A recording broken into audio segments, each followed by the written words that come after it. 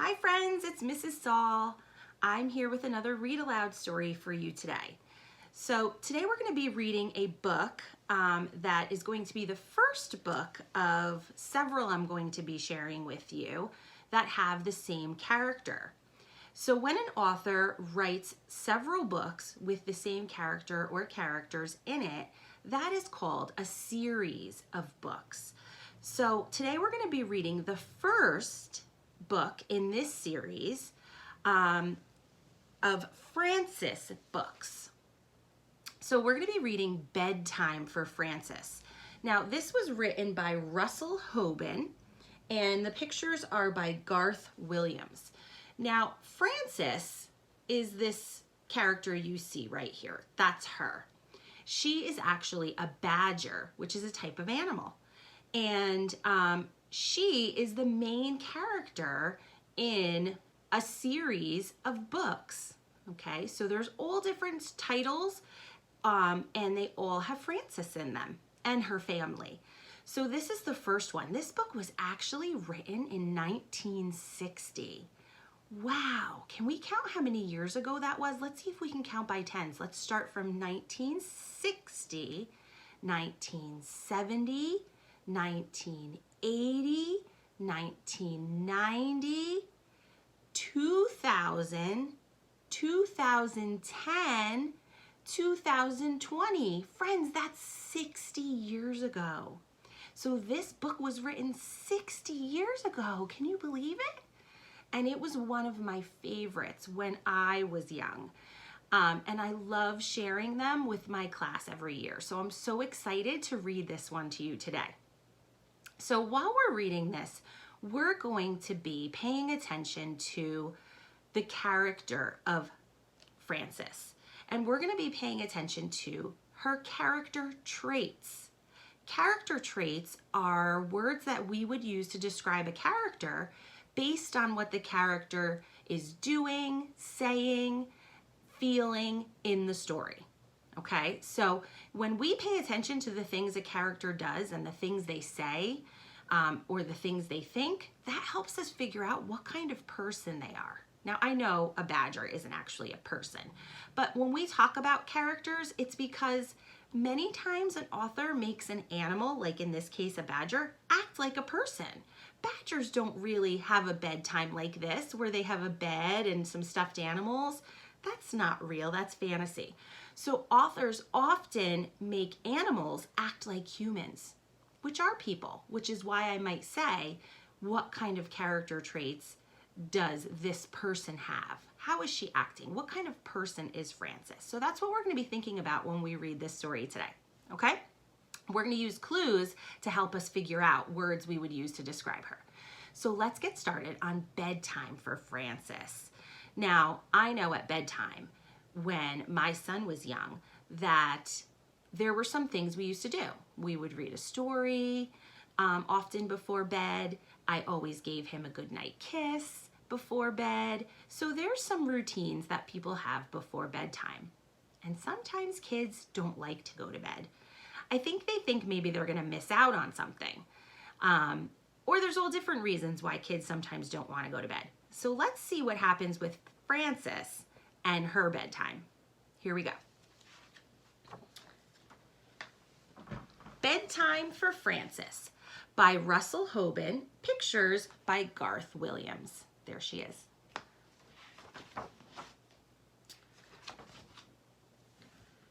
The big hand of the clock was at 12.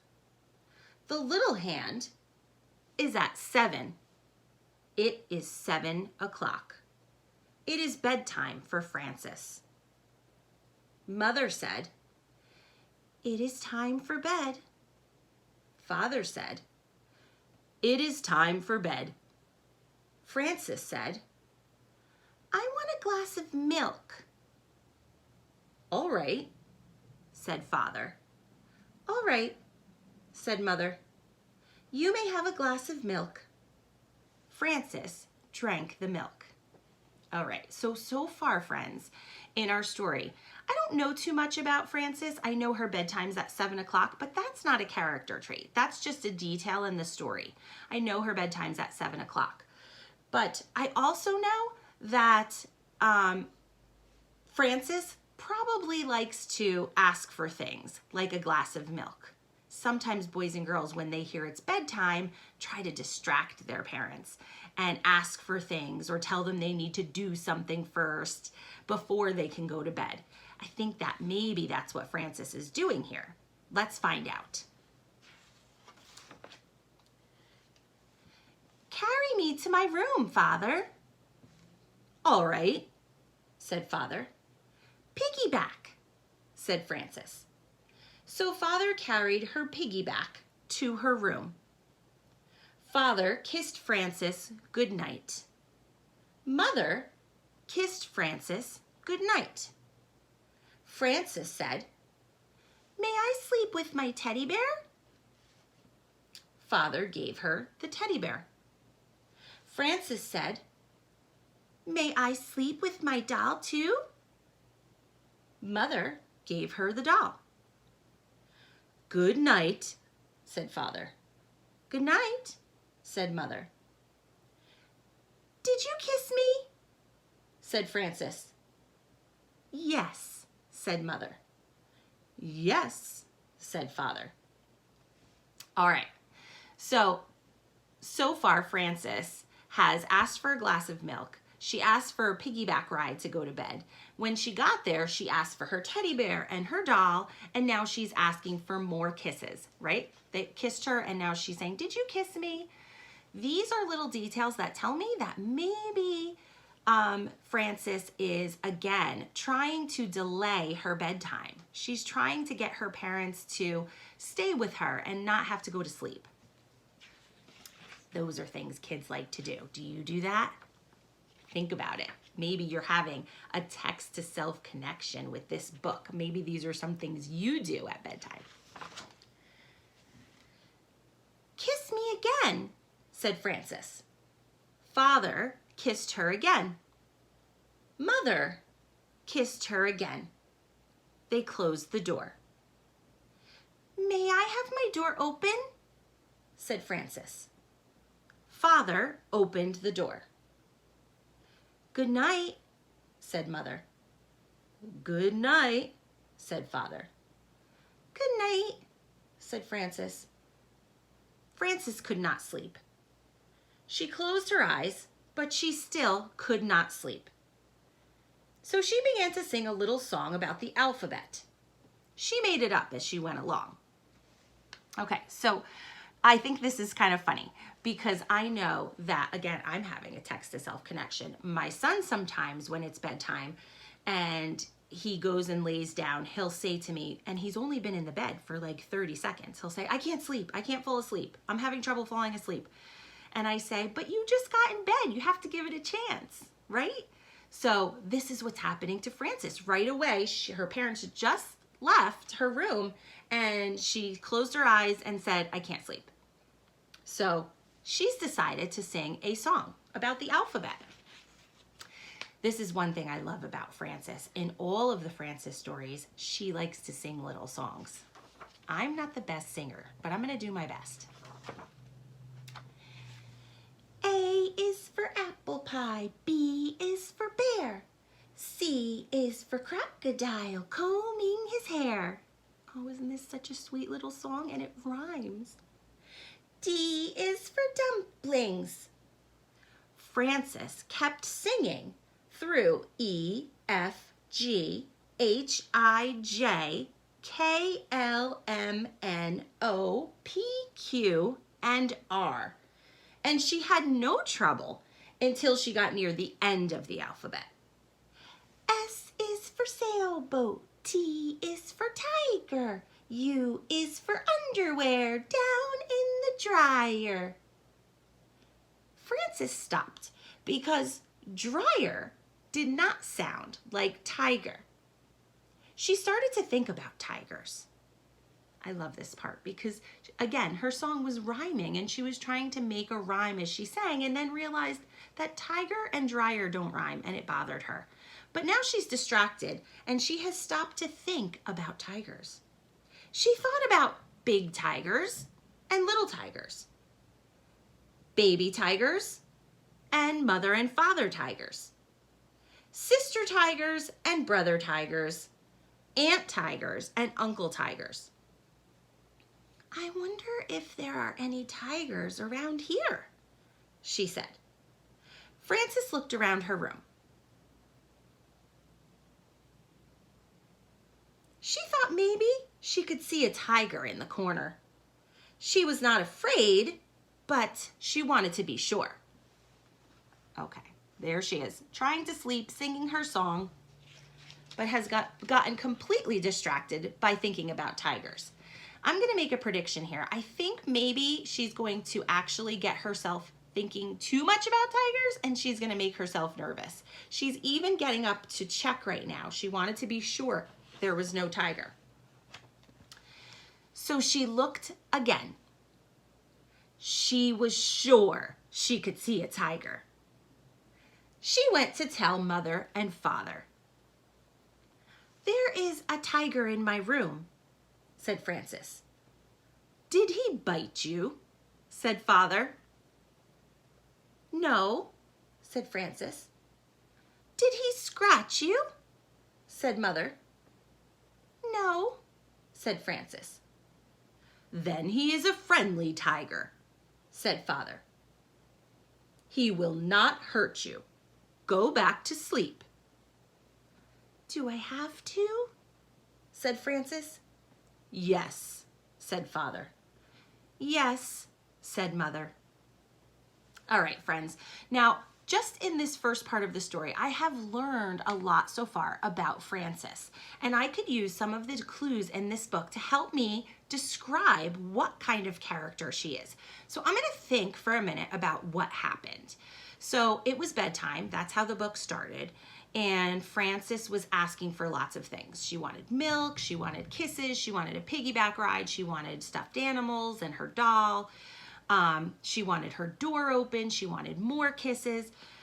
So far, if I had to think of a word that I think would be good to describe Frances, I would say that Frances is, I would say that she's pretty smart, because she has lots of ideas about ways that she can stall her parents or slow them down or slow down bedtime, okay? So she's pretty smart. She's got lots of ideas.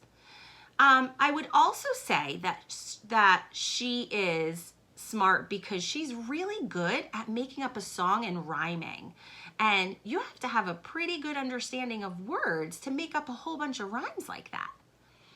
I also would say that she has a good imagination, right? Her imagination actually kind of got the best of her because she started to think so much about tigers that she actually thought there was a tiger in her room, right?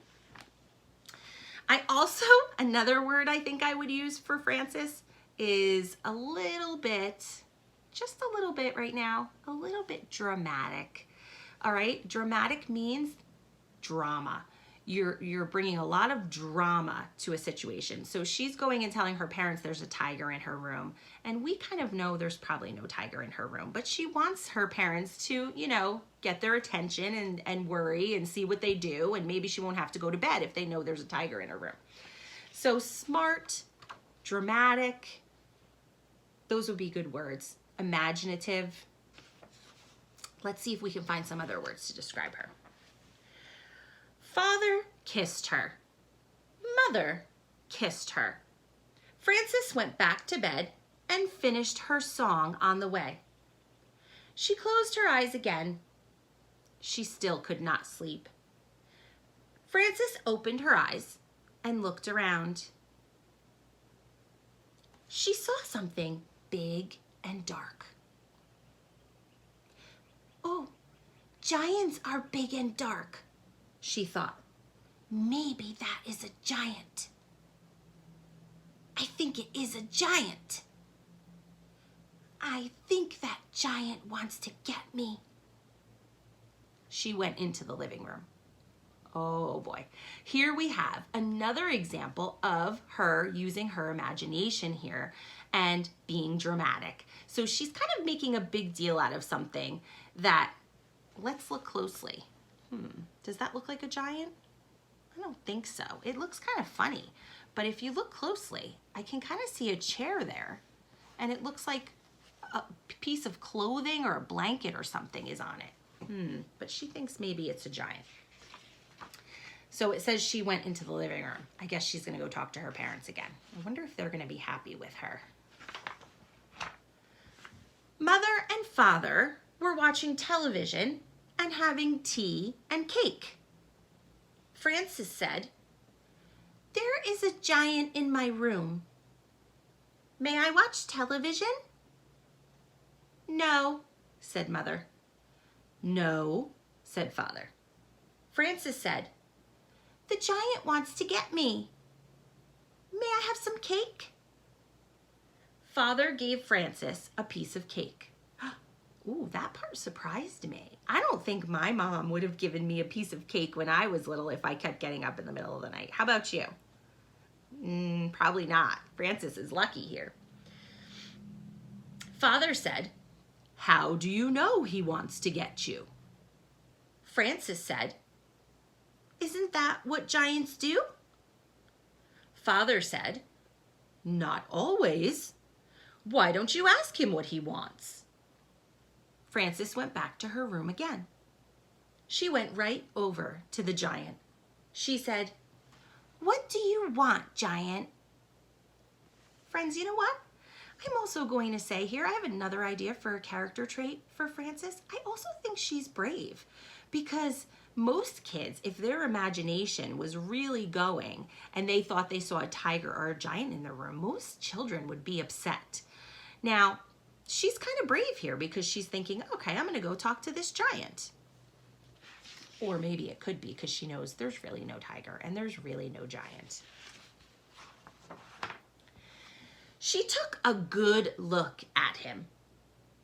There was no giant. It was just the chair and her bathrobe. Ah, see that? That's what she saw in the dark. So she went to bed again. Frances was not very tired and did not close her eyes. She looked up at the ceiling. There was a crack in the ceiling, and she thought about it.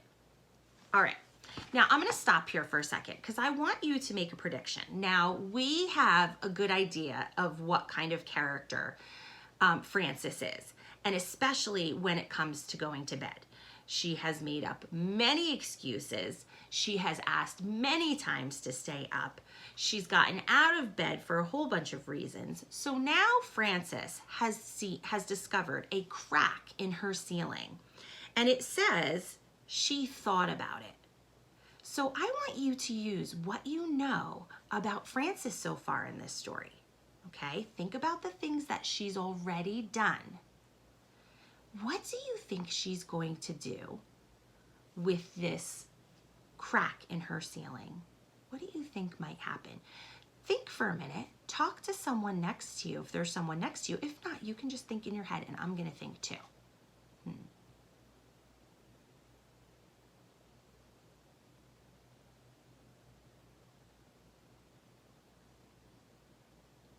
Okay, so I thought about it, and I think that knowing what I know about Frances, right? Remember, she started thinking about tigers and then thought there was a tiger in her room, and then she saw something on a chair and she thought it was a giant in her room.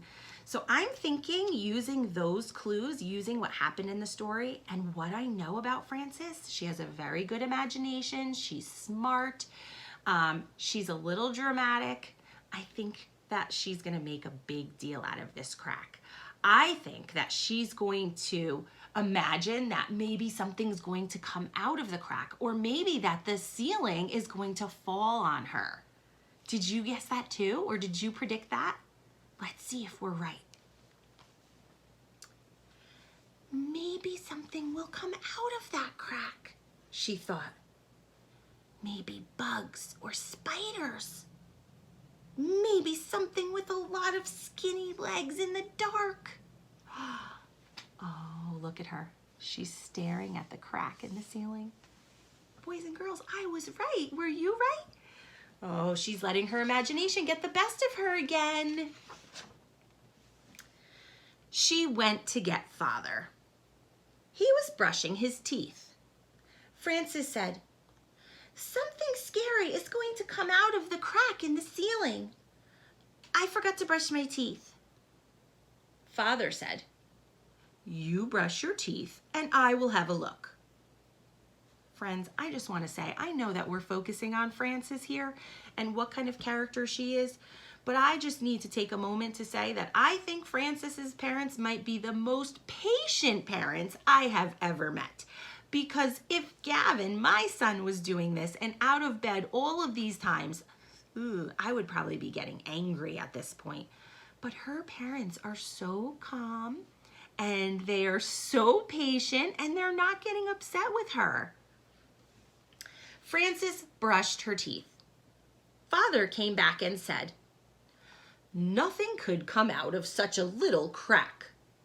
But if you are worried about it, get somebody to help you watch. You can take turns."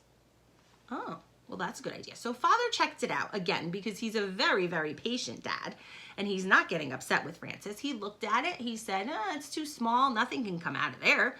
But he said, "But if you're still worried, get somebody to watch it for you." I wonder who he means. Like Mom? Who's going to watch the crack? Let's see. Maybe there's somebody in the house we didn't meet. Frances told her teddy bear to watch. Oh, that's a good idea. They took turns for a while. Then Frances got tired of it and let Teddy do all the watching. Frances got up and went to the bathroom. I think this girl has been out of bed more than she's been in it. When she came back, she was not sleepy at all. Well, that doesn't surprise me. The window was open and the wind was blowing the curtains. I'm going to stop again, friends, because we just found out that she came back to bed and the wind was blowing the curtains. Again, using what I know about Frances, I think this is going to be a problem for her. I think she's going to maybe think something's coming in the window. I don't know, but I'm pretty sure she's probably going to go see her parents again. Let's see. "I do not like the way those curtains are moving," said Frances. "Maybe there is something waiting, very soft and quiet. Maybe it moves the curtains just to see if I am watching." She went into Mother's and Father's room to tell them. Well, boys and girls, her parents are in bed now. I'm wondering if now they're going to get upset with her. They were asleep. Frances stood by Father's side of the bed, very quietly, right near his head. She was so quiet that she was the quietest thing in the room. She was so quiet that Father woke up all of a sudden with his eyes wide open. He said, "Ugh." Frances said, "There is something moving the curtains. May I sleep with you?" Father said, "Listen, Frances, do you want to know why the curtains are moving?" "Why?" said Frances. "That is the wind's job," said Father. "Every night, the wind has to go around and blow all the curtains." "How can the wind have a job?" said Frances. This part makes me laugh. Look at Father's face. Oh my goodness, he definitely does not look happy. Look, he's... I don't like when people wake me up. It makes me grumpy. So Father now is saying the curtains are moving because it's the wind's job to move the curtains, which also makes me laugh. And I agree with Frances. Does the wind have a job? Yeah, Father says it does. "Everybody has a job," said Father. "I have to go to my office every morning at 9 o'clock. That is my job. You have to go to sleep so you can be wide awake for school tomorrow. That is your job." Frances said, "I know, but..." Father said, "I have not finished. If the wind does not blow the curtains, he will be out of a job. If I do not go to the office, I will be out of a job. And if you do not go to sleep now, do you know what will happen to you? I will be out of a job, said Francis. No, said Father. I will get a spanking, said Francis. Right, said Father. So boys and girls, Father has finally a little tiny bit lost some patience here because this is going on way too long. Francis went to bed at 7 o'clock and now much time has passed and she's still out of bed and she's still not sleeping and now she's waking up Father. So I think he's starting to lose a little bit of patience here and he's saying, if you don't go to bed, she knows I'm gonna get a spanking.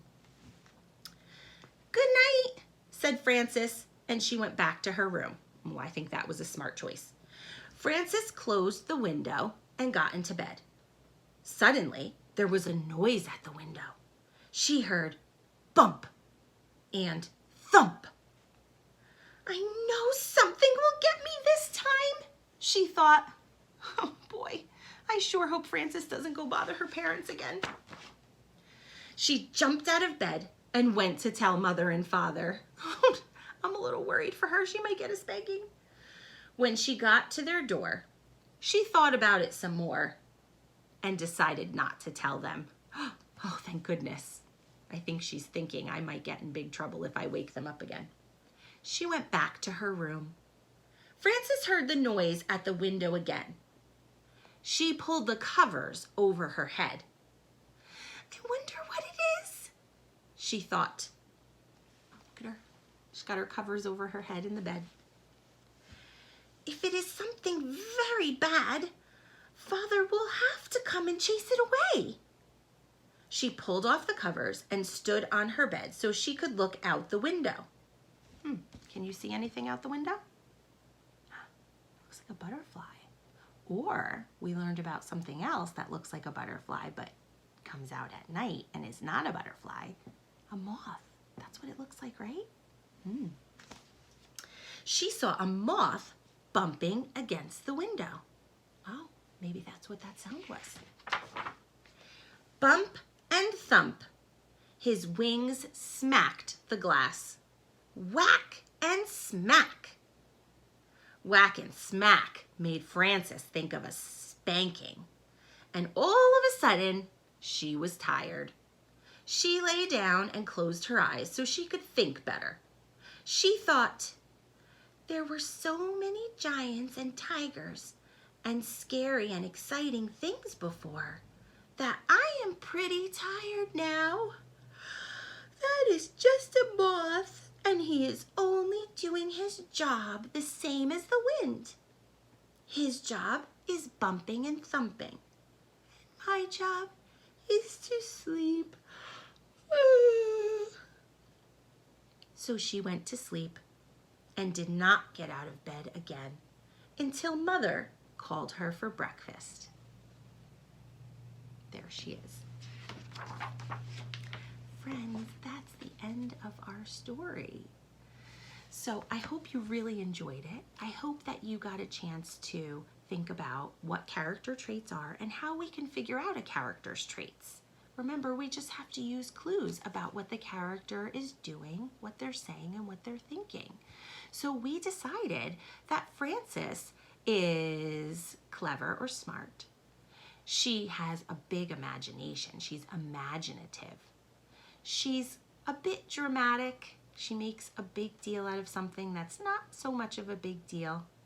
She's also brave because even when she was scared, she still went and kind of faced her fears in the story, right? Another word I would use for Frances is funny. Now, I know she's not really making jokes, but she was very funny. Her imagination made her kind of funny. She had all of these crazy ideas, and the things that she did in the story made me laugh. So friends, I hope you enjoyed our story, and I can't wait to read you another Frances story very soon. Have a good day. Bye.